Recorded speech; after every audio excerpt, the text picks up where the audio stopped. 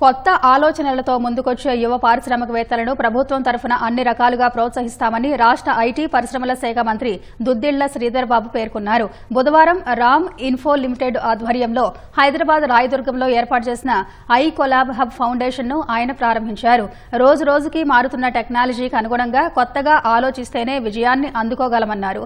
లేదంటే మన మనుగడే ప్రశ్నార్థకం అవుతుందన్నారు.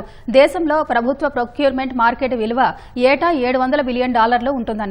2030 నాటికి 100 స్టార్టప్ కంపెనీల ఆదాయాన్ని 100 కోట్లకు చేర్చాలన్న లక్ష్యాన్ని చేరుకోవాలని ఆకాంక్షించారు. ఒక ప్రత్యేకమైన లక్ష్యంతో స్టార్టప్స్ కంపెనీస్ని అందరినీ కూడా ప్రోత్సాహం చేయాలని, దీంట్లో కొత్త టెక్నాలజీ ద్వారా వచ్చే ఈ ప్రోడక్ట్స్ కానీ ఈ సర్వీసెస్ కానీ ఎంకరేజ్ చేయాలనే ఒక ప్రధానమైన ఉద్దేశంతో ప్రభుత్వానికి ఒక పక్షాన ప్రజలకు ఉపయోగపడే వ్యవస్థను పెంపొందించాలనే ఒక ప్రధానమైన లక్ష్యాన్ని అభినందిస్తా ఉన్నారు. ఇప్పుడే ఐ కొలాబ్ మరియు టీ హబ్ వారికున్న బెస్ట్ ప్రాక్టీసెస్ ఎక్స్పర్టీస్ని ఉపయోగించుకొని స్టార్టప్స్ని ఎంకరేజ్ చేయాలనే ఒక ప్రధానమైన ఉద్దేశాన్ని ఈరోజు ఈ ఒప్పందం ద్వారా ఒక నిదర్శనం.